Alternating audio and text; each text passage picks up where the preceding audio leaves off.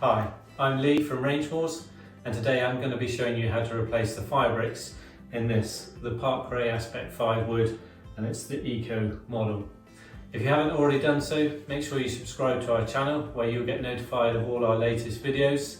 And if you've got any comments about what videos you'd like to see us do, also just drop us a comment in the box below.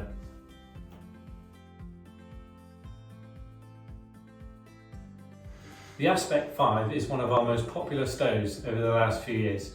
It's got simple controls, clean burn technology and a large viewing window of the fire within.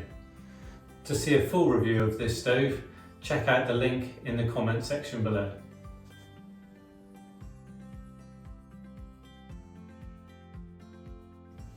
So let's take a closer look at the Firebricks. You notice in most modern appliances now they make use of this vermiculite compound Firebrick. In this particular model we have side bricks, rear bricks, base bricks and a baffle brick.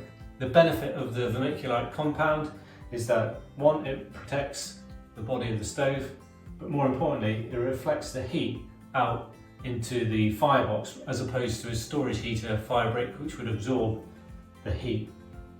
So when and why might you want to replace one or more of these bricks?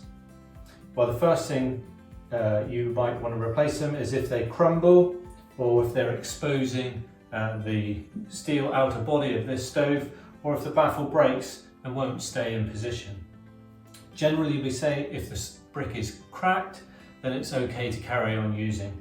In effect, it's no different to a join in the brick like we have here.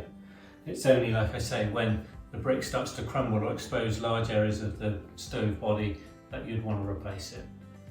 If you need to order Firebricks or any other part for this stove, then you can go to our website. The link will be in the comments below, where you can buy parts for this appliance, the Parkray Aspect 5, or hundreds of other different models, and we also have accessories for keeping your appliance in good working order too.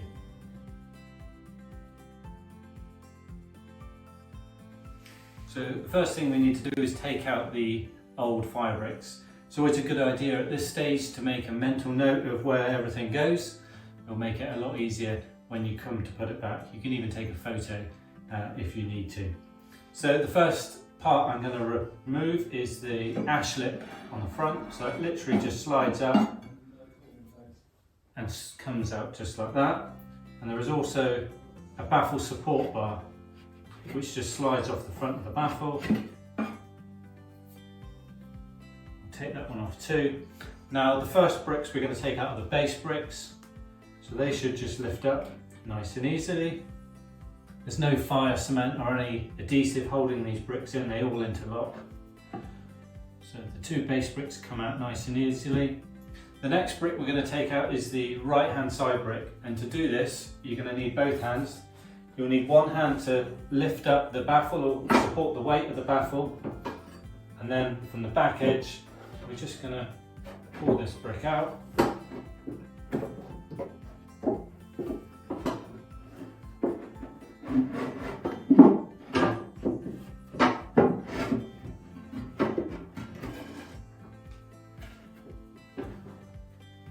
And then we're going to lower down the baffle.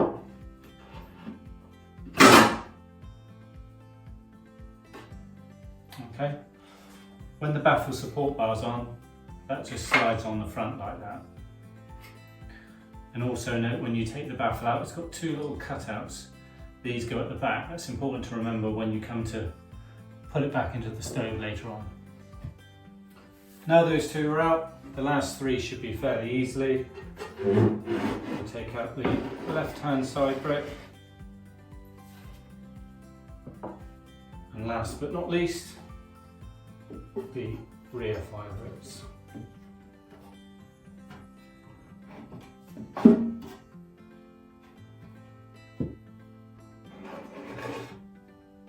Notice these have holes nearer to the lower edge than the top edge.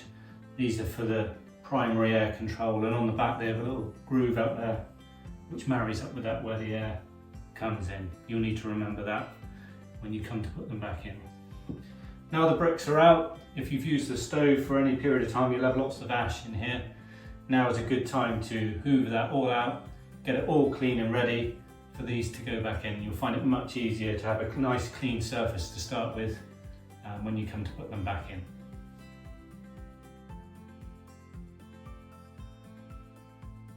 Okay, so to put the Firebricks back in, all you need to do is reverse the order in which we took them out.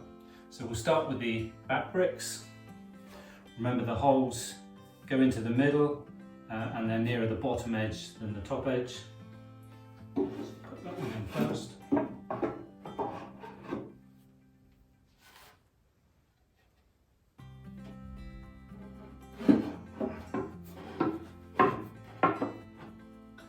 Just like that. And then the left-hand side brick, notice that the left-hand side brick's got a nice big cutout where it goes around the back of the latch. It's also, both side bricks slope from front to back, and there's a little ledge there where the baffle rests in a minute. So we'll put the top in like that.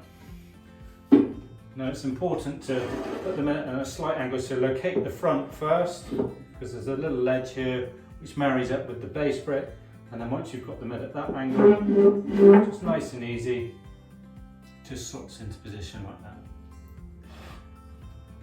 Next we have the baffle. Remember, the two little cutouts go at the back. There's also a little chamfer there as well, just to help it rest.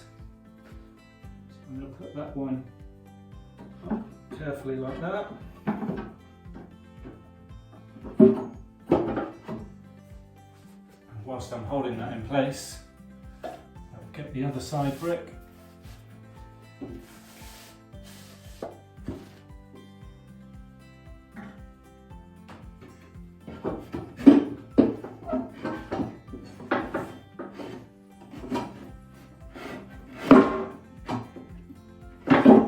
Again, locate the front edge and then just slide the back edge in, and now that baffle is nicely resting on those side bricks. Then we come to the base bricks. Nice and easy. Just make sure you get the cutouts in the corners.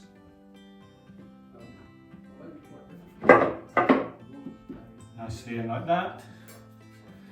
Ash slip. Make sure when you're putting the ash slip in, the angles into the stove, so anything that falls on it will fall back into the stove. That just drops in like that. And remember how I showed you how the baffle support goes on? Just going to put that on there. That's on there like that. And that's it. That's how to replace a Firebrick set on an Aspect 5 wood.